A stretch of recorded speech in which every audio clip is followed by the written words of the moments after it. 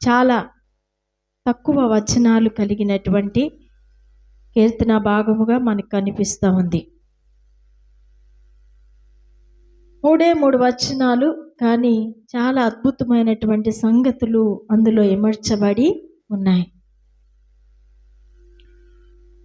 యెహోవా, నా హృదయము అహంకారము గలది కాదు, నా కన్నులు మేదు చూచినవి కావు.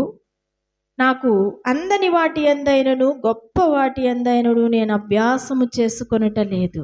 హల్లెలూయా. చాలా మొదటి వచనంలో మరి మనం చూస్తే చాలా మంచి విషయాలు మనం నేర్చుకోవచ్చు. ఏంటి అని అంటే, దేవుని ఎదుట దావీదు చెప్తున్నటువంటి మాట మనుషుల ఎదుట కాదు. ఒకసారి మనం ఆలోచన చేసుకుంటే, మనం మనుషుల ఎదుట మాట్లాడడం వేరు, దేవుని ఎదుట మాట్లాడడం వేరు. మనుషుల ఎదుట మాట్లాడినట్టు దేవుని ఎదుట మాట్లాడగలమా? ఎవ్వరు మాట్లాడలేరు. ఎందుకు అంటే, మనుషుల ఎదుట ఎలా మాట్లాడినా ఓకే, ఏమంటారు? మహా అయితే పక్కకెళ్ళి ఏంటి ఎలా అంటుందని మాట్లాడుకుంటారు, అంతే తప్ప మనల్ని ఏమి అనరు. నచ్చినా హల్లెలూయా ఫస్ట్ వింటారు. రెండవది, నచ్చితే దాన్ని మనసులో పెట్టుకుంటారు, నచ్చకపోతే అక్కడే వదిలేసి వెళ్ళిపోతారు.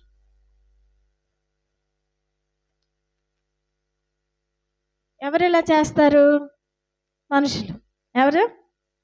మనుషులు. నచ్చినా నచ్చకపోయినా మనం చెప్పినప్పుడు వింటారు. నచ్చితే అది మనసులో పెట్టుకుంటారు, ఆ మాటలు. నచ్చకపోతే అక్కడే వదిలేస్తారు, అయిపోయింది అక్కడితో. మనుషులతో మనం మాట్లాడేటప్పుడు అంతకంటే ప్రమాదాలు ఏం జరిగిపోవు. దేవునికి స్తోత్రం కలుగునుగా. దేవునితో మాట్లాడేటప్పుడు మాత్రం మనకి ఎవరు చెప్పక్కర్లేదు, మన మనస్సాక్షి మనల్నే గద్దిస్తుంది, మనం జాగ్రత్తగానే మాట్లాడతాం. దేవునితో మాట్లాడడం అంటే ఏంటి? తెలిసిన వాళ్ళందరూ చెప్పండి. దేవునితో మనం మాట్లాడడం అంటే ఏంటి? అంతే కదా, డౌట్గా చెప్తున్నారేమి? హల్లెలూయా. దేవునితో మనం మాట్లాడడం అంటే ప్రార్థన చేయడం. దేవుడు మనతో మాట్లాడడం అంటే దేవుని వాక్యం చదవడం. హల్లెలూయా, హల్లెలూయా. దేవునితో మనం మాట్లాడడం అంటే ప్రార్థన చేయడం, దేవుడు మనతో మాట్లాడడం అంటే వాక్యం చదవడం. వాక్యం వినడం. హల్లెలూయా, హల్లెలూయా.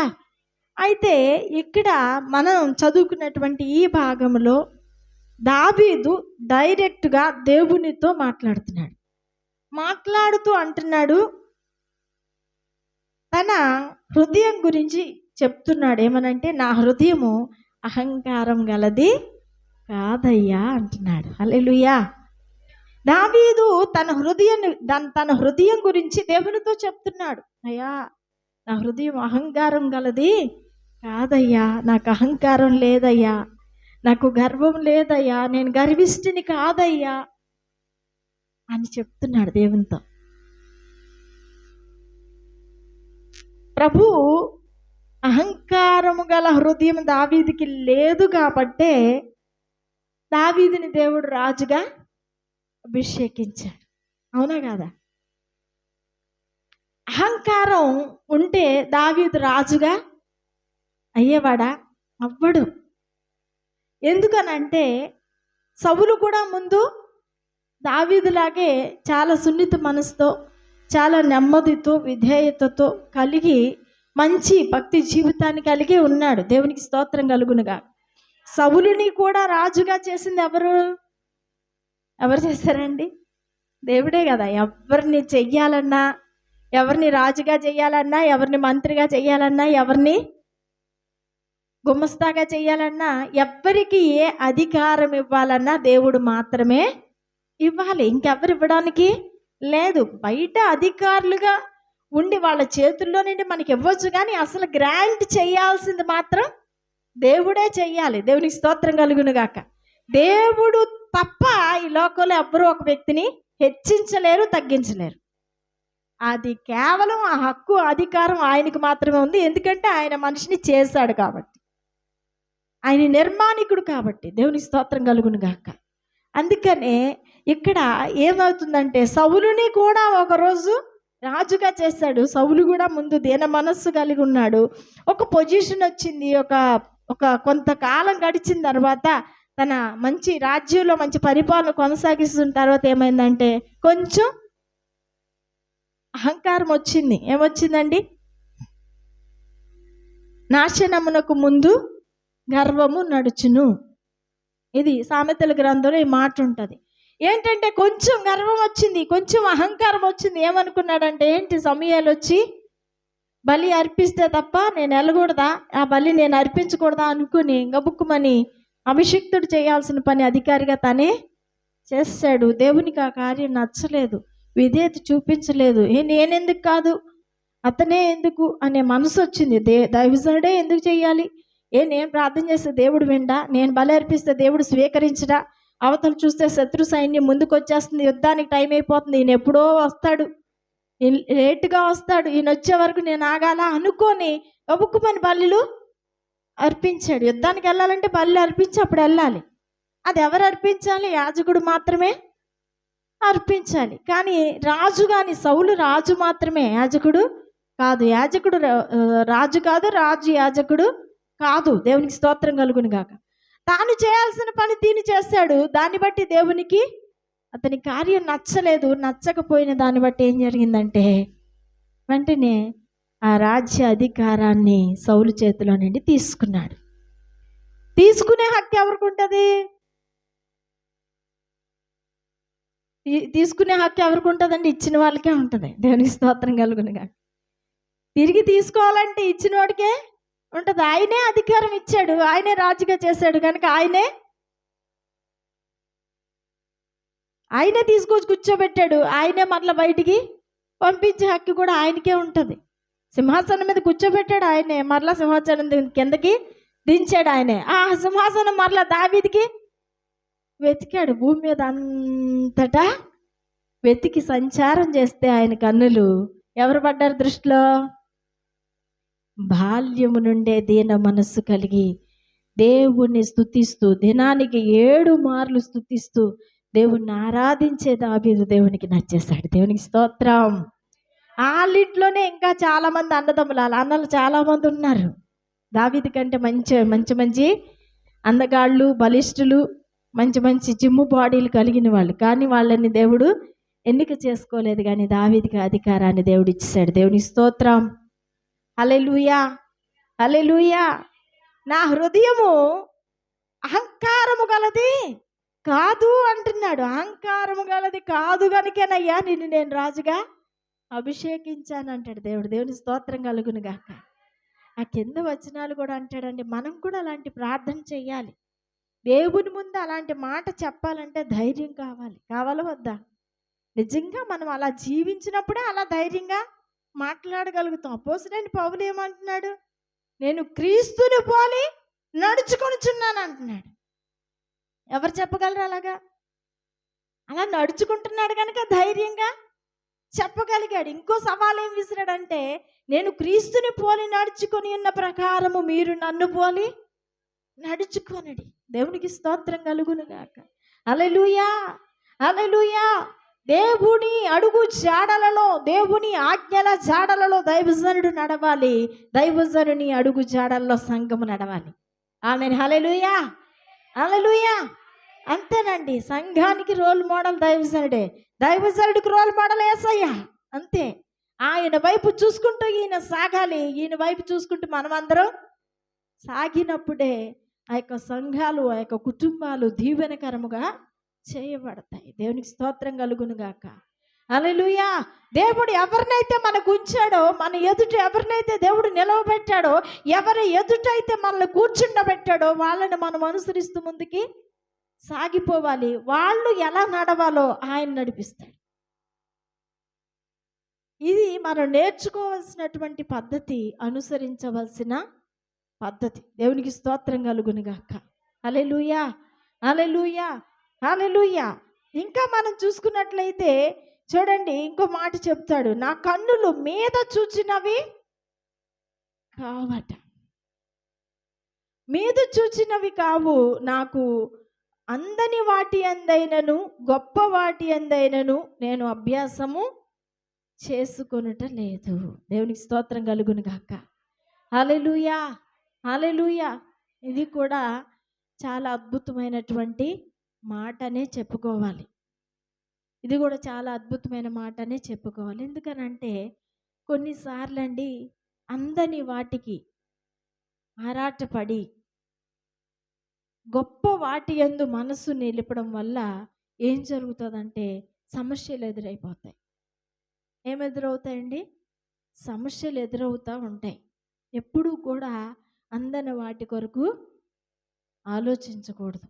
మనకి ఏదైతే అందుబాటులో ఉందో, మనం ఏదైతే అందుకోగలమో, మన విషయంలో ఎప్పుడూ కూడా మనం తగ్గించుకొని దేవుణ్ణి అడిగేవారిగా ఉండాలి. దేవునికి స్తోత్రం కలుగును గాక. దేవుని కొరకు మనం చేసే కార్యాలు మాత్రం ఎలా ఉండాలండి? మన శక్తికి మించినవై ఉండాలి. అదేంటండి రివర్స్గా చెప్తున్నారు? అది మా కోసం అయితే తక్కువ అడగాల, దేవుని కోసం అయితే ఎక్కువ చెయ్యాలా? మీరు భలే చెప్తున్నారండి పాస్టర్ గారు, మీకు ఎంత స్వార్థమో. హల్లెలూయా, హల్లెలూయా. నేనైతే అలాగే అడుగుతాను. దేవుని స్తోత్రం కలుగును గాక. నేనైతే అలాగే అడుగుతాను. ఎందుకు అని అంటే నాకేం కావాలో తెలీదా? తెలీదండి ఆయనకి, తెలుసు ఆయనకి. మన పిల్లలకి ఏం కావాలో తెల్లవారులేసి తల్లికి ఎవరైనా చెప్తారేంటి? ఎవరైనా చెప్తారా? అమ్మ నువ్వు ఇది వండు, అది చెయ్యు, ఆ టైం కాడికి పాలు ఇవ్వు, ఈ టైంకి నీళ్ళు ఇవ్వు, ఈ టైంకి టాబ్లెట్ ఇవ్వు, ఈ టైంకి ఇది, ఎవరైనా చెప్తారేంటి? తల్లిదండ్రులు ముందు రోజు నుండే ప్రిపేర్ అయిపోతారు, రేపు ఏం చేయాలి వాడి కోసం. అలా ఒక తల్లిదండ్రులు కొంతకాలం ఉండి మళ్ళీ మాయమైపోయి ఎన్ని రోజులు ఉంటారో మనతో తెలియదు.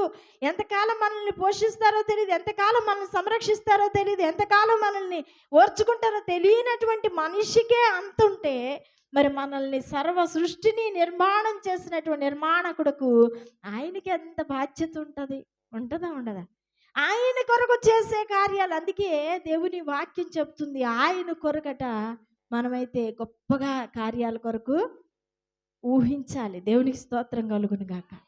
హల్లెలూయా. ఎందుకంటే ఆయన గొప్పవాడా కాదా? మనలాంటి వాడు కాదు కదండి ఆయన. మనలాంటి వాడు అనుకోండి, మనలాగే ఏదో సర్ది పెట్టి ఏదో చేసేద్దాంలే, మనకున్న దాంట్లో చేసేద్దాంలే అనుకోవచ్చు. కానీ ఆయన మనలాంటి వాడు కాదు, కానీ మనల్నే చేసినవాడు. దేవునికి స్తోత్రం. హల్లెలూయా. మనకంటే గొప్పవాడు, లోకము కంటే గొప్పవాడు, లోకాన్ని సృష్టించిన వాడు, లోకంలో ఉన్న వారందరికంటే గొప్పవాడు, సృష్టికర్త అయిన దేవుడు. దేవునికి స్తోత్రం కలుగును గాక. ఏదైతే ఆయన కోసం నువ్వు చెయ్యాలనుకున్నావు అనుకో, దాన్ని మాత్రం బెస్ట్ చెయ్యాలనుకోవాలి. ఏం చేయాలనుకోవాలి? నీ కళ్ళ ముందు కనిపించే వాటన్నిట్లో ఏది బెస్టో అదే చెయ్యాలి.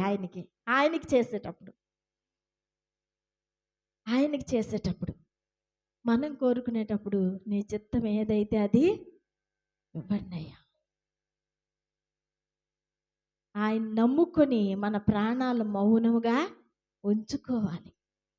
ఆయన ఏ స్థితినిస్తే దాన్ని ఫేస్ చేయాలి, దాన్ని అనుమతించాలి, దాన్ని స్వీకరించాలి, దానిలో కొనసాగడానికి ఇష్టపడాలి. హల్లెలూయా, హల్లెలూయా, హల్లెలూయా. అలాగే ఇష్టపడినప్పుడు నీ విధేయత, నీ యొక్క నెమ్మది, నీ యొక్క ఆ యొక్క దీన మనస్సు దేవుడు చూసి నీ యొక్క నివాసము చేస్తాడు. నేను చేయకుండా మీకు ఎప్పుడు ఏది చెప్పను. ఒకవేళ అలా చెప్తే మీరు అడగొచ్చు నన్ను, మీరు అలా చేస్తున్నారు, మాకేమో ఇలాగా చెప్తున్నారు అని. నేను నా విషయంలో నాకున్నే సౌఖ్యాలు కానీ, నాకున్నే సదుపాయాలు కానీ, ఏదైనా సరే దేవుడు ఏది ఇస్తే అదే. నేను అంతకు మించి ఉన్నతంగా ఎప్పుడు ఏది నా కోసం, నా కుటుంబం కోసం నేను ఎప్పుడు అడగను. కానీ నాకు ఆశ ఒకటి ఉంటుంది, ఏంటంటే దేవుని కొరకు అందరికంటే ఏదైనా గొప్ప పని చెయ్యాలి, అక్కడ చెయ్యాలి, ఇక్కడ చెయ్యాలి, అలా చెయ్యాలి, ఎలా చేయాలి, గొప్ప ఆలోచనలు ఈ మట్టి బుర్రలోనికి వచ్చేస్తూ ఉంటాయి. అవి చెప్తే నన్ను పిచ్చిదానిలా చూస్తారు మా ఇంట్లో. హల్లెలూయా. అంటే మనం ఒకలాగుండి మనం వచ్చే ప్లాన్లు ఇంకోలాగుంటే ఎలా చూస్తారు? కల్లో చేసుకో అంటారు. కల్లో కాదు, ఎల్లోనే చేస్తాను. నా యేసయ్య నాకు ఆయుష్ ఇస్తే. ఆమేన్, హల్లెలూయా. అందరూ వెక్కిరించినోళ్ళందరూ, నన్ను చూసి నవ్విన మీ అందరూ మీరు కుళ్ళుకునేలాగా దేవుని కొరకు నేను గొప్ప కార్యాలు చేస్తాను, చెయ్యాలి అనే ఆశ ఉంది. దేవునికి స్తోత్రం కలుగును గాక. హల్లెలూయా. డబ్బే ఉండక్కర్లేదు. దేవుని కృప ఉంటే డబ్బు పరిగెత్తుకుంటే అదే వస్తుంది. ఇప్పుడు లేకపోవచ్చు కానీ రాదా ఇంకెప్పుడు? డబ్బుకి ఒక్క దగ్గర ఉండే మనసు ఉండదు ఎప్పుడు. ఉంటుందండి? డబ్బు ఎప్పుడు ఒకే చోట ఉండదు. ఈరోజు నా దగ్గర ఉంటుంది, రేపు నీ దగ్గర ఉంటుంది, ఇంకో రోజు ఇంకోళ్ళ దగ్గర. అలాగే ఏదో ఒక రోజు మన దగ్గరికి వస్తుంది ఏసై కోసం. రాదా? ఏసై పంపించడా? హల్లెలూయా, హల్లెలూయా. అయితే అవి వచ్చే ముందు మనకేమొస్తాయి? కరువులు, కష్టాలు, నిందలు, శ్రమలు, శోధనలు అన్నీ వస్తాయి. అవి రాకుండా సాఫీగా నీకు దీవెనలు మాత్రం పరిగెత్తుకుంటూ వచ్చేవి. అలాగొస్తే అసలు మనం క్రైస్తవులమే కాదు, ఏసై బిడ్డలమే కాదు. ఏసై పిల్లలంటేనే శ్రమలకి అలవాటు పడిపోయిన వాళ్ళు అయి ఉండాలి. హల్లెలూయా, హల్లెలూయా, హల్లెలూయా. అందుకని మనం ఎప్పుడు కూడా ఏసై కొరకు అయితే గొప్ప వాటి అది మనసు పెట్టాలి, కానీ మన విషయం దావీదు ఎప్పుడు కూడా నాకు ఈ గొర్రెలు, ఈ అరణ్యం, ఈ 2 వస్త్రాలు, ఈ పరిస్థితి, మా అన్నలు తెచ్చే సద్ది మూట ఇదే అనుకునేవాడు. దావీదు ఎప్పుడు నేను గొప్ప రాజును అవుతాను, నేను మహాచక్రవర్తిని అవుతాను, నన్ను ఇలా చేస్తే బాగుండు యేసయ్య అని ఎప్పుడైనా అనుకున్నాడా? ఎప్పుడు అనుకోలేదు. ఎవరు అనుకున్నారు? దేవుడు అనుకున్నాడు. దావీదు అనుకుంటే దావీదు మహాచక్రవర్తి అవ్వలేదు. దేవుడు అనుకుంటే దావీదు చక్రవర్తి అయ్యాడు. దేవునికి స్తోత్రం, హల్లెలూయా. నీ గురించి నువ్వు అనుకుంటే కాదు, నీ గురించి ప్రభువు అనుకునేలాగా ఈ భూమి మీద నువ్వు బ్రతకాలి. ఆయన యందు నువ్వు విశ్వసించాలి, ఆయనకు నమ్మకముగా బ్రతకాలి, ఆయన ఎదుట వంగిపోవాలి, నీవు ఇతరులకు సాక్షిగా నిలబడాలి. అనేకులకు మాదిరికరమైన బ్రతుకు నువ్వు బ్రతికినప్పుడు నిన్ను చూసి 10 మంది ప్రభు చేసినప్పుడు ప్రభు నిన్ను గొప్ప సింహాసనానికి వారసులుగా చేస్తాడు. ఆమేన్, హల్లెలూయా, హల్లెలూయా, హల్లెలూయా. ఇది దావీదు తన జీవితంలో అభ్యాసం చేశాడు. నేను గొప్ప వాటి ఎందైనను అందని వాటి ఎందైనను మనసు పెట్టలేదయ్యా. అదే నా చెప్తున్నాడు చూడండి. నాకు అందని వాటి ఎందైనను గొప్ప వాటి ఎందైనను నేను అభ్యాసము చేసుకొనటం లేదయ్యా. మరి ఏం చేస్తున్నావంటే, నేను నా ప్రాణమును నిమ్మళపరుచుకున్నాను, సముదాయించుకొని ఉన్నాను. ప్రాణాన్ని నిమ్మళపరుచుకోవాలి, సముదాయించుకోవాలి. మన ప్రాణం ఏం చేస్తుందంటే చాలాసార్లు తొందరపడతా ఉంటుంది, చాలాసార్లు కలవరపడుతూ ఉంటుంది, చాలాసార్లు కృంగిపోతూ ఉంటుంది. దేవునికి స్తోత్రం. దైవజనులు చెప్పారు చూడండి లాస్ట్ వీక్, నా ప్రాణమా నాలో నువ్వు ఎలా తొందరపడుతున్నావు, ఎలా కృంగిపోతున్నావు. దేవునికి స్తోత్రం కలుగును గాక. హల్లెలూయా. మన ప్రాణాలు కూడా ఏదో ఒక సమయంలో రకరకాలైనటువంటి పరిస్థితులు గుండా మనం వెళ్తున్నప్పుడు, రకరకాల శోధనలు, గలిబిలులు మన చుట్టూ చేరి మనల్ని శోధిస్తున్నప్పుడు ఏం జరుగుతుందంటే మన మనసు కూడా, మన ప్రాణం కూడా ఏమవుతుంది? తొందరపడుతుంది, అయిపోతుంది. నేను ఇంత జాగ్రత్తగా ఉన్నా కూడా, ఇంత విశ్వాసంతో సాగుతున్నా కూడా ఎందుకు నా విశ్వాస జీవితం మీద ఇలా అలలు ఎగసి పడుతున్నాయి అని అనుకుంటాం కొన్నిసార్లు. అదే స్పెషల్. హల్లెలూయా, హల్లెలూయా. మొన్న హాస్పిటల్లో ఉన్నప్పుడు కరుణమ్మ గారికి ఆరోగ్యం బాగాలేదు. అడ్రోడ్లో ఒక 3 రోజులు ఉంచాం. మరి ఇప్పుడైతే విశాఖపట్నంలో హాస్పిటల్లో ట్రీట్మెంట్ తీసుకుంటూ ఉన్నారు, మెడికవర్ హాస్పిటల్లో ఉన్నారు. ప్రార్థన చేస్తున్నాం, మీరు అందరూ కూడా ప్రార్థన చేస్తున్నారు. అందుని బట్టి దేవునికి స్తోత్రం. హల్లెలూయా, హల్లెలూయా. చాలా క్రిటికల్ కండిషన్లోనే అక్కడికి తీసుకెళ్ళడం జరిగింది.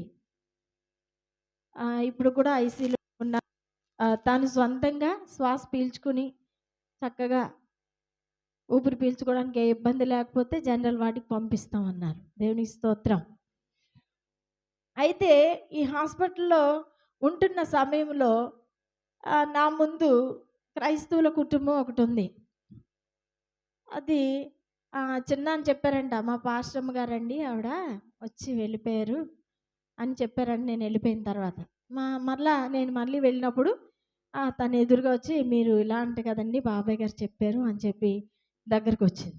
రావడం అవునమ్మా ప్రైజ్ లార్డ్ అనేసి అని చెప్పినప్పుడు రావడం ఏడ్చేస్తుంది ఆవిడ. ఏడ్చేస్తుంది. ఒక దేవుని బిడ్డ దగ్గర మాత్రమే తన బాధను పంచుకోగలరు. అందరితో చెప్పుకోలేరు. తను చెప్తుంటే అసలు ఆ పరిస్థితులు ఎలా అంటే చాలా చాలా అన్నమాట. అంటే ఇంక ఓర్చుకోలేనంత స్థితికి వెళ్ళిపోయింది తను. బాగా మెంటల్‌గా బాగా అప్సెట్ అయిపోయింది. చాలా డిప్రెషన్‌లోకి వెళ్ళిపోతుంది. మా ఫ్యామిలీలో కూడా నేను తృణీకరించబడ్డాను. ఎవ్వరూ నా మాట వినట్లేదు. నన్ను ఎవ్వరూ పట్టించుకోవట్లేదు. నేనేం చేయాలో అర్థం కావట్లేదు. బయట కాదు, ఇంట్లోని కాదు. అసలు నాకు ఎక్కడా సమాధానం లేదు. అలాగని నేనేమైనా మంచిగా ఉండనా అంటే నేను ఇక్కడ కూడా ఉపవాస ప్రార్థనలు వదలట్లేదు. అంత నిష్టగా, ఇంత భక్తిగా, ఇంత విశ్వాసంగా నాకు దేవుడంటే చాలా పిచ్చమ్మ. ఈరోజా రేపా విడుదల అనంటే విడుదల అనేది నాకు ఎక్కడా కనిపించట్లేదు. ఏంటంటారు అసలు నా పరిస్థితి ఏంటంటారు అని అడుగుతుంది. ఇంచుమించుగా ఒక గంట సమయం మాట్లాడడం జరిగింది. నేను ఒక్కటే చెప్పానన్నమాట. విషయం ఏంటి అని అంటే ఇలా అనుకుంటే పూర్వం బైబిల్లో ఉన్నటువంటి భక్తులందరూ కూడా ఇలాగ అనుకుంటే వాళ్ళు ముందుకు వెళ్ళలేరు కదా. వెళ్ళగలరా? చాలామంది అందరికీ ఇలా రావట్లేదు అంటుంది తను. ఏంటండి, నేను చాలామందిని చూస్తున్నాను చాలా హ్యాపీగా ఉంటున్నారు. నాకే ఎందుకు? నా భక్తి జీవితం వేరు, వాళ్ళ భక్తి జీవితం వేరు. కానీ నేను మాత్రం ఇలా శ్రమలు గుండా నడవాల్సి వస్తుంది అని. దేవునికి స్తోత్రం కలుగును గాక. నేను చెప్పాను దానియేలు కాలంలో చాలామంది యవనస్తులు ఉన్నారు కదా, భక్తి పరులు ఉన్నారు, ప్రార్థించే వాళ్ళు ఉన్నారు, ప్రభు బిడ్డలు ఉన్నారు. కానీ దానియేలు మాత్రమే ఎందుకు సింహాల బోన్లోకి వెళ్ళాడు? దానియేలు మాత్రమే ఎందుకు సింహాల బోన్లోనికి వెళ్ళాడు చెప్పండి? ఒక విధంగా దానియేలుతో దేవుడు ఏమన్నాడు? నాకు బహుప్రియుడవు అన్నాడు కదా. బహుప్రియుడవు అంటే చాలా ఇష్టమైన వాడవా. ఇష్టమైన వాడైతే సింహాల బోన్లు వేస్తారా? ఇష్టమైన వాళ్ళకి ఏం చేస్తాం మనం సహజంగా? వాళ్ళకి మేలు చేస్తామా, కీడు చేస్తామా? వాళ్ళని సంతోషపరచాలనుకుంటామా, బాధపరచాలనుకుంటామా? ఇష్టమైన వాళ్ళైతే సంతోషపరచాలనుకుంటాం. మరి దేవునికి దానియేలు అంత ఇష్టమైన వాడైతే బాగా ఆకలితో మలమల కాలుతున్నటువంటి సింహాల మధ్యలో పంపేస్తాడా? ఆకలితో, చాలా ఆకలితో ఉన్నాయంట ఆ సింహాలు. చుట్టూ కాసుకొని అందులోకి తోసారు దానియేలుని తీసుకెళ్ళి. ఎందుకండి? నేను అదే చెప్పాను. దానియేలు కాలంలో దానియేలు లాంటి వాళ్ళు చాలా మంది ఉన్నారు. కానీ దానియేలు is a very very very very special person దేవుని దృష్టిలో. దేవుని దృష్టిలో ఒక ప్రత్యేకమైన వ్యక్తి దానియేలు. అందుకే దానియేలు కొరకు మాత్రమే సింహాల బోను సిద్ధం చేశారు. అందరికీ రాలేదు, అందరినీ పంపేలేదు. దానియేలుకే సింహాల బోన్ ఇచ్చాడు. సింహాల బోన్లోనికి పంపించి సింహాల నోళ్ళు మూయించాడు. హల్లెలూయా.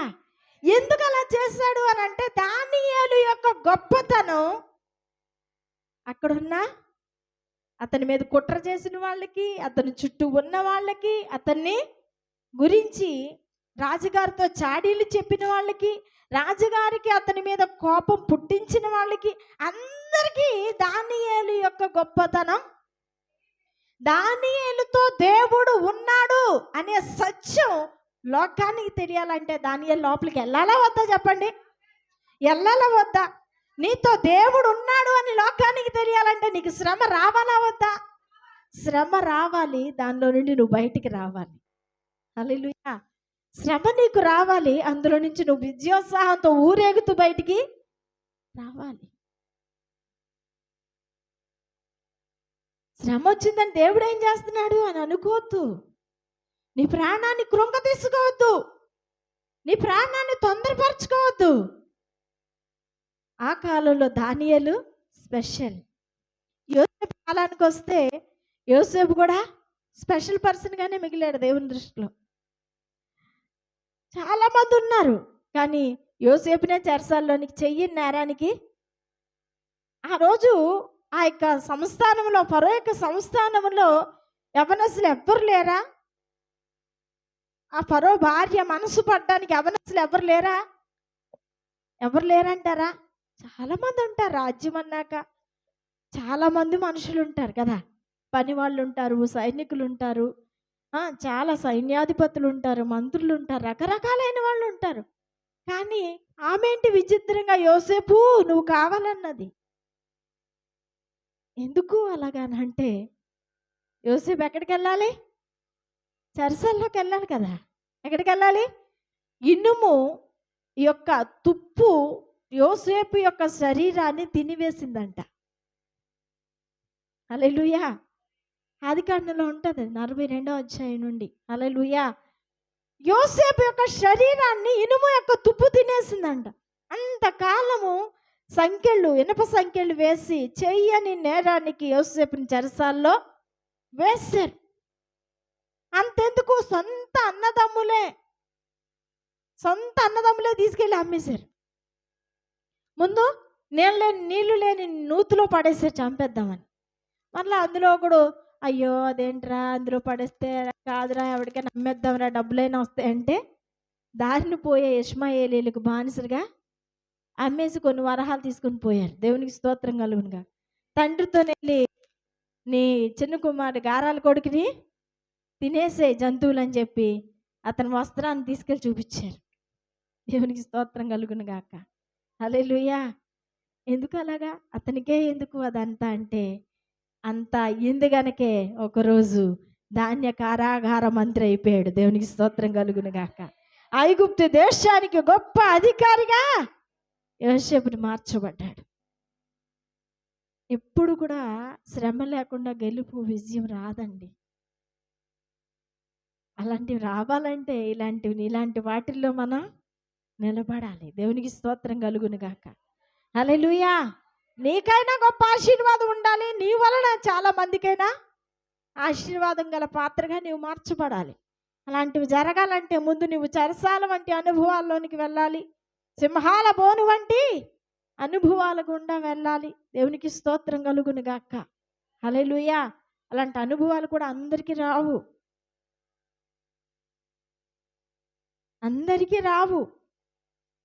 ఆ శద్రకు, మెషకు, అబేద్నెగోలు చూస్తే వాళ్ళ ముగ్గురినే తీసుకెళ్ళి ఎందుకు వేసారు అగ్ని గుండంలో? ఎందుకు వేయాలి చెప్పండి? ఎవ్వరేమన్నా మేము దేవునికి ప్రార్థన చేయడం మానము. మీరు నిలవబెట్టించిన ప్రతిమకు నమస్కారము చేయము. ఈ దృఢ నిశ్చయము నీలో నుండి రాకపోతే నీవు అసలు అగ్నిగుండంలోకి వెళ్ళాల్సిన పనే లేదు. హల్లెలూయా. అలా చెప్పిన వాళ్ళని అగ్నిగుండంలోని పంపించారా? అలా చెప్పకుండా ఫార్మాలిటీగా భక్తి చేసే వాళ్ళని పంపించారా? నేను అనుకుంటాను వాళ్ళు ముగ్గురే ఉన్నారా ప్రార్థన చేసేవాళ్ళు, విశ్వాసులు? కాదు, చాలా మంది ఉన్నారు ఆ దేశంలో. వాళ్ళందరూ ఏం చేసుంటారు? వాళ్ళందరూ సింహాల బోన్లోకి వెళ్ళలేదంటే వాళ్ళందరూ ఏం చేసుంటారు? వీళ్ళు చూసినప్పుడు, వీళ్ళు చెప్పినప్పుడు ప్రతిమకి నమస్కారం చేశారు. వీళ్ళు చూడలేనప్పుడు దేవునికి ప్రార్థన. ఏమంటే గదిలోకి వెళ్ళి తలుపేసుకుని ఇదంతా దేవునికి తెలియదేటి ప్రాణం తీసేస్తాను అంటున్నారు. మరి వాళ్ళు ఏం చేస్తాం? ఏదో కళ్ళు మూసుకొని అలా చెప్పాం అంటే కాంప్రమైజ్ అయిపోయారు. లోకంలో నీ భక్తి ఎప్పుడు కూడా కాంప్రమైజ్ అయిపోయేదిగా ఉండకూడదండి. అవసరమైతే ప్రాణాలు ఆయన ఇచ్చాడు, ఆయన తీసుకున్నాడు అనుకో. హల్లెలూయా. హల్లెలూయా. ఎంతో మంది భక్తులు హతసాక్షులుగా మారిపోయారు. వాళ్ళ పిల్లల్ని వాళ్ళ ముందే చంపేశారు, కాల్చేశారండి. కార్లతో పెట్రోల్ పోసి కార్లు తగలబెట్టేశారు.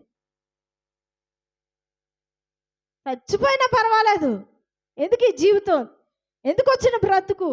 దేవుడిని అమ్మేసి, దేవుని ప్రజల్ని అమ్మేసి, దేవుని వెనకొకటి దేవుని ముందొకటి, అమ్మా ఇదిగో నీ నీ ప్రాణం తీసేస్తాం, ఏసై లేడని చెప్పు అంటే వెంటనే ఏసై లేడయ్యా అంటే ఎందుకు ఆ బ్రతుకు?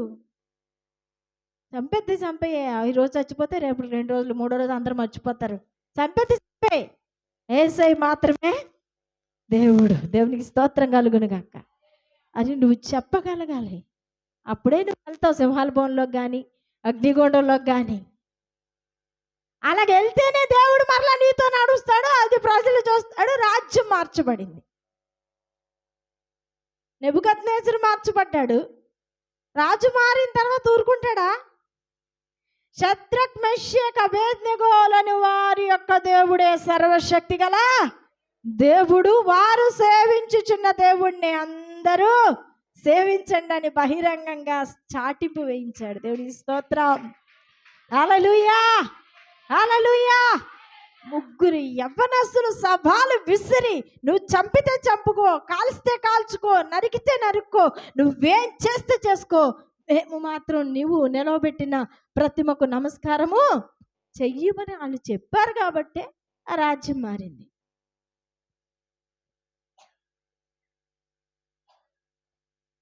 చెప్పబట్టే ఆ రాజ్యం మారింది. చెప్పకపోతే